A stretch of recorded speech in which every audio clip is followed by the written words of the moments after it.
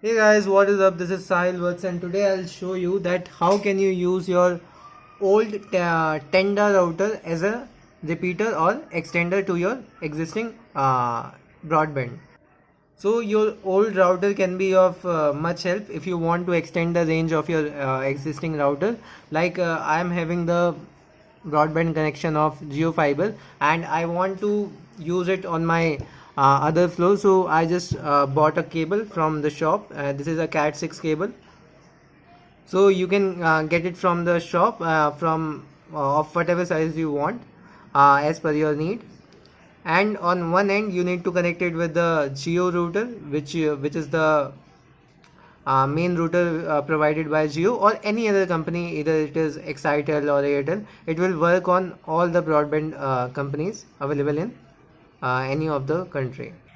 After that, what you need to do, you will get such ports on your Jio Fiber router also. So you have to connect in any of the Ethernet port on Jio Giga Fiber, and after that you have to connect it on the extender on the device which you want to extend range from. So here I have this old Tenda router which I'll be using as a range extender for my Jio Wi-Fi, and I'll show you also that no speed will be decreased by this method. And basically there are two methods. This one is wired. If you want the full speed, then you need to use the wired method, and if you want little bit fluctuation or less speed than the plan which you are currently having, then you can use that wireless setting also. So I would recommend you to use the wired only, because wireless method will only work if this is in range of that Geo Giga Fiber router. If it is not in the Wi-Fi range of that router, which is the main router, then the Wi-Fi setting won't work and you won't get good speed. But if it is in range, like the router is nearby this router and you just want to extend it to some other room, then you can use that wireless setting also. So first I'll discuss the wired method in which you will get the full speed. So for both the method, the first step which you need to do, you need to reset the router, or even if you don't want to reset the router, you can do it manually also, but I would recommend first reset the router so that everything is fresh and you are doing it step by step and you don't make any further mistakes. Because if you don't reset the router, there may be setting which you are not aware of, and then you will say that this method is not working. That is why I'm saying that first reset your router. So you will get here one black button which you need to press for the reset, and after that you need to connect, either you can connect it with the Ethernet cable from your laptop, or you can just this is the open network, you can just connect it like this also.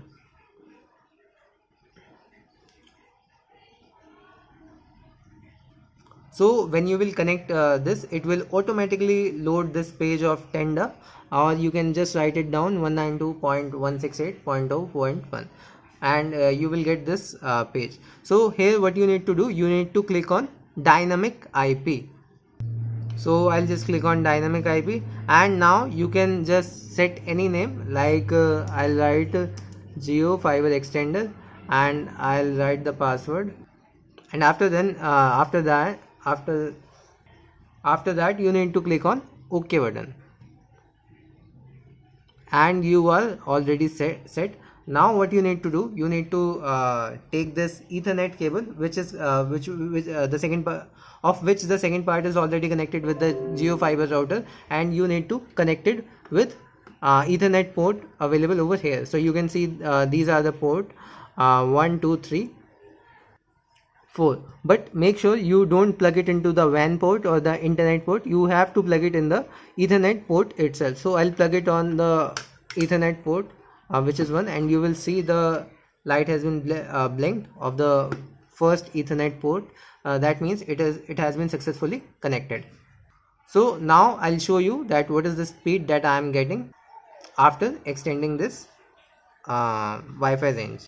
So here we'll use this site fast.com and we'll check out what is the speed that we are getting. So currently I'm using the plan of 30 Mbps, and you can clearly see that I'm getting 28 Mbps speed. And usually also if you check directly from the Geo Fiber router also, then also you'll get around 25 to 30. You never get the exact 30 Mbps speed. So I'm getting perfect speed of 28 Mbps of download, and let's see what is the speed of upload. So I'm getting 24, 25. So we are getting the maximum upload speed also, which we get on the JioFiber router itself. So this was the method if you have to use the Ethernet cable.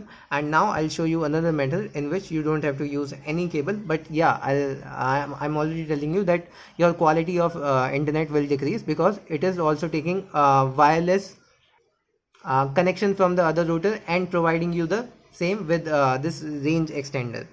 So there will be a drop in internet speed, and you know that you get the maximum speed through LAN cable only, and there's always some distortion if you are using the Wi-Fi. So for minimum latency, you always use the LAN cable. Even if you want to do the streaming for streaming purposes or download purposes, you will get the perfect speed, and there will be very less latency while performing any task.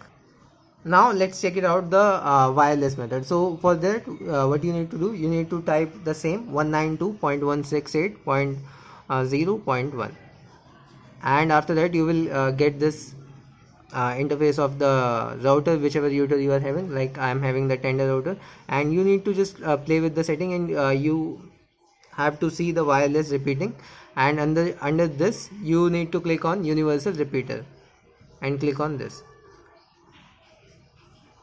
So here you will see that you will get the range of Wi-Fi whichever is nearby. Like this is mine Wi-Fi only, and this is also mine JF 2.4G. and after that, what you need to do, you need to click on it, and you have to connect with the password of the base station Wi-Fi, that is my JioFiber router. So this the password which you will be entering here is the JioFiber password, which you was using before it. You don't have to write down the password for the extender which you have used for the tender. Like I wrote JioFiber extender, so the password which I wrote for this router, you don't have to write that. You have to write the password of the base station Wi-Fi, and then it will get connected to this Wi-Fi, and after that you can just connect any phone through this Wi-Fi, and you don't have to use any cable, and you are good to go. So these are the two methods which you can use. You can use any of the Wi-Fi whichever you want, and want to extend wirelessly.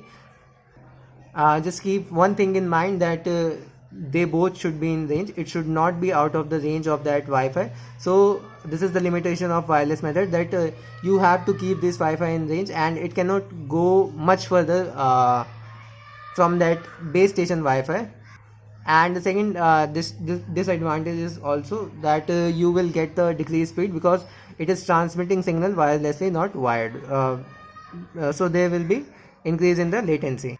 So that was all for this tutorial. I hope you enjoyed this tutorial, and if you have any query, you can ask me in the comment section. I will be very happy to help you.